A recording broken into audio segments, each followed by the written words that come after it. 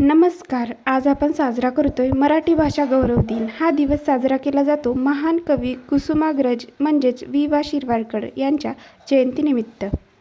मराठी ही फक्त एक भाषा नाही, ती आपली ओळख आहे, आपली संस्कृती आहे, आपला स्वाभिमान आहे.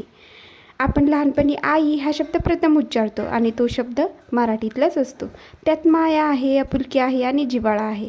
आजच्या डिजिटल जगात आपण इंग्रजी वापरतो, हिंदी वापरतो, पण आपल्या मराठीचा अभिमान बाळगणं तितकंच महत्त्वाचं आहे.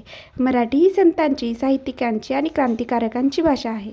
ज्ञानेश्वर माऊलीपासून ते पु ल देशपांडेंपर्यंत आपल्या मराठीने आपल्याला विचार दिला, संस्कार दिले आणि दिशा दिली. आज आपण स्वतःला एक वचन देऊया, मराठी बोलूया, मराठी वाचूया आणि आपल्या पुढच्या पिढीलाही मराठीची गोडी लावूया.